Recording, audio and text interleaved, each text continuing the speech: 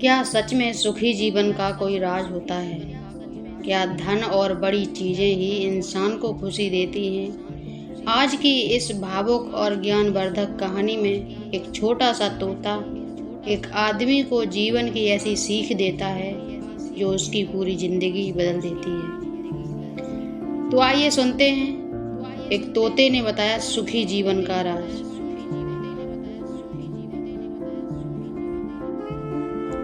तो दोस्तों, देरी ना करते हुए कहानी में प्रवेश करते हैं। बहुत समय पहले आनंदपुर नाम का एक सुंदर गांव था। चारों ओर हरे भरे पेड़ों, खेतों और छोटी सी नदी से घिरा हुआ था। वहां के लोग साधारण जीवन जीते थे। वे मेहनत करते, मिलजुल कर रहते और छोटी छोटी खुशियों में संतोष ढूंढते रहे। लेकिन उसी गांव में माधव नाम का एक आदमी रहता था जो बाकी लोगों से बिल्कुल अलग था। माधव के पास किसी चीज की कमी नहीं थी। उसका बड़ा घर था, कई खेत थे, नौकर चाकर थे और गांव में उसका बहुत सम्मान भी था। फिर भी वह हमेशा दुखी और परेशान रहता। वह हर समय शिकायत करता रहता, मेरे पास अभी और धन होना चाहिए, दूसरे लोग मुझसे ज़्यादा खुश क्यों हैं, मेरी जिंदगी में शांति क्यों नहीं है। उसकी पत्नी राधा बहुत समझदार महिला थी।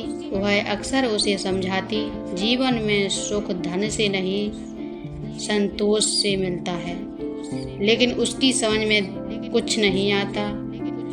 माधव उसकी बात पर ध्यान ही नहीं देता था। उसका बेटा गोपाल भी कई बार कहता, पिताजी आप मेरे साथ बैठकर हंसते तक नहीं। लेकिन माधव हमेशा काम, चिंता और लालच में डूबा रहता। एक दिन गांव में एक साधु आए। वे बहुत ज्ञानी थे। लोग दूर दूर से उनसे सलाह लेने आते। गांव के लोग कहते कि उनके शब्दों में अद्भुत शांति है। जब माधव ने यह सुना तो वह भी उनके पास पहुंचा। उसने कहा, महाराज मेरे पास सब कुछ है, फिर भी मन हमेशा अशांत रहता है। कृपया मुझे सुखी जीवन का राज बताइए। साधु ने कुछ क्षण आंखें बंद की और फिर मुस्कुराए और बोले, अगर तुम सच में सुख का रहस्य जानना चाहते हो तो कल सुबह जंगल में आ जाओ। वहां तुम्हें तुम्हारा गुरु मिलेगा। माधव हैरान हो गया। उसने सोचा, जंगल में कौन सा गुरु मिलेगा। लेकिन अगले दिन वह सुबह सुबह जंगल की ओर निकल पड़ा। जंगल बहुत सुंदर था। पेड़ों पर रंग बिरंगे पक्षी चहचहा रहे थे। हवा में ठंडक थी। लेकिन माधव का मन अभी भी बेचैन था। चलते चलते वह थक गया। तभी उसकी नजर एक बड़े बरगद के पेड़ पर पड़ी।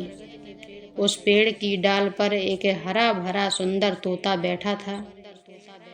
तोता बहुत मधुर आवाज में गा रहा था। माधव कुछ देर उसे देखने लगा। उसे आश्चर्य हुआ कि इतना छोटा पक्षी कितना खुश दिखाई दे रहा है। उसने पूछा, हे तोते, क्या तुम मुझे सुखी जीवन का राज बता सकते हो? तोता मुस्कुराया और बोला, जरूर, लेकिन पहले तुम्हें मेरे साथ पूरा दिन बिताना होगा। माधव मान गया। सुबह का समय था। तोता डाल से डाल पर उड़ता, मीठे फल खाता और खुशी से गुनगुनाता रहा। माधव ने पूछा, तुम्हारे पास ना घर है ना धन, फिर भी तुम इतने खुश कैसे हो? तोता बोला, क्योंकि मैं जो मिला है उसी में ढूंढ लेता हूँ खुशी। माधव चुप हो गया। कुछ देर बाद तेज बारिश हो गई। माधव परेशान होकर पेड़ के नीचे छिप गया। लेकिन तोता बारिश में अपने पंख फैलाकर झूमने लगा। वह जैसे बारिश का आनंद ले रहा हो। माधव ने आश्चर्य से पूछा, तुम भीगने से डरते नहीं? तोता हंसकर बोला, बारिश प्रकृति का उपहार है जो हर परिस्थिति में शिकायत करता है। वह कभी खुश नहीं रहता। बारिश रुक गई। आसमान में इंद्रधनुष निकल आया। तोता खुशी से बोला, देखो, अगर बारिश ना होती तो यह सुंदर इंद्रधनुष भी नहीं दिखता। माधव पहली बार प्रकृति को इतने ध्यान से देख रहा था। दोपहर होने लगी। तोता उसे जंगल के एक और शांत झील के पास ले गया। झील का पानी बिल्कुल साफ था। उसमें पेड़ों और आसमान की परछाई दिखाई दे रही थी। तोता बोला, माधव इस पानी को ध्यान से देखो। माधव देखने लगा। तभी तोते ने एक छोटा पत्थर पानी में गिरा दिया। पानी में लहरें उठने लगीं और परछाई धुंधली होने लगी। तोता बोला, जब पानी अशांत होता है तब उसमें कुछ साफ दिखाई नहीं देता। ठीक वैसे ही जब इंसान का मन चिंता, लालच और क्रोध से भरा होता है तब वह जीवन की सुंदरता नहीं देख पाता। माधव के मन में ये बात बैठ गई। उसके दिल को ये बात छू गई। उसने धीरे से पूछा, तो मन को शांत कैसे रखा जाए? तोता बोला, जो है उसके लिए आभार मानो, दूसरों से तुलना करना बंद करो, छोटी छोटी खुशियों को महसूस करो। माधव सोच में पड़ गया।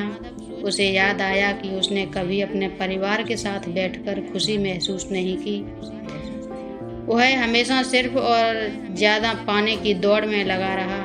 शाम होने लगी। अचानक जंगल में एक शिकारी आ गया।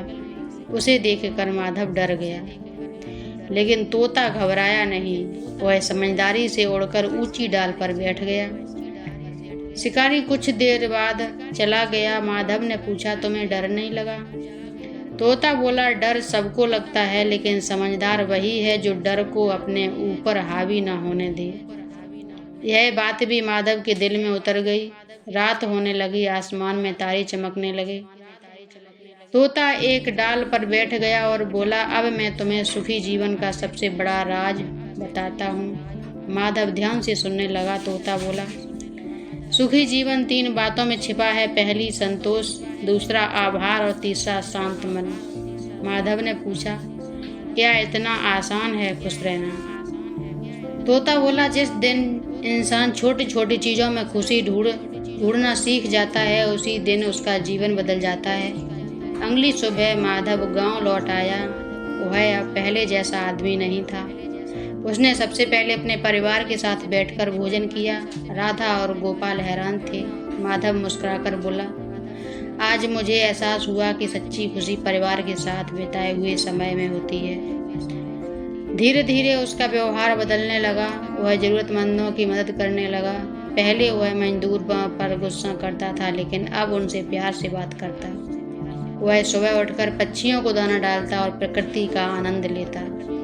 एक दिन उसका बेटा गोपाल बोला, पिताजी आप पहले से ज़्यादा खुश दिखाई देते हो। माधव मुस्कुराकर बोला, क्योंकि अब मैंने संतोष में जीना सीख लिया है। गांव वाले भी उसके बदलाव से हैरान थे। एक दिन किसी ने पूछा, तुम्हें यह ज्ञान किसने दिया? माधव ने मुस्कुराकर कहा, एक छोटे से तोते ने।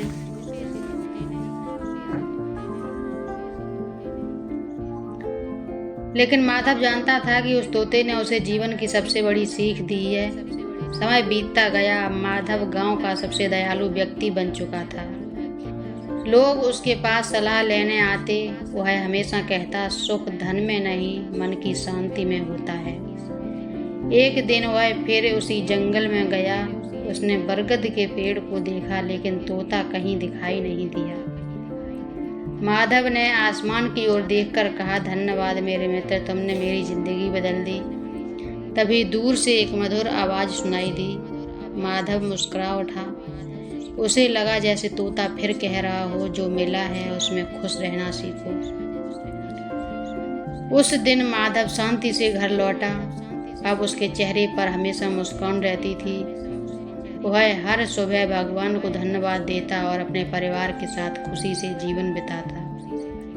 धीरे धीरे पूरे गांव में भी यह बात फैल गई कि सच्चा सुख धन में नहीं, बल्कि संतोष और प्रेम में होता है। और इस तरह एक छोटे से तोते ने पूरे गांव को सुखी जीवन का असली राज सिखा दिया।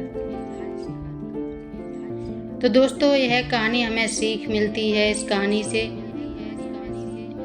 सीख ये मिलती है कि सच्ची खुशी धन दौलत में नहीं, बल्कि संतोष, प्रेम और मन शांत में होती है। अगर आपको यह प्रेरणादायक कहानी पसंद आई हो तो वीडियो को लाइक करें, शेयर करें और ऐसी ही ज्ञानवर्धक हिंदी कहानियों के लिए हमारे चैनल को सब्सक्राइब जरूर करें। बेल आइकन को जरूर प्रेस कर लें ताकि अगली कहानी आपको सबसे पहले मिले। धन्यवाद।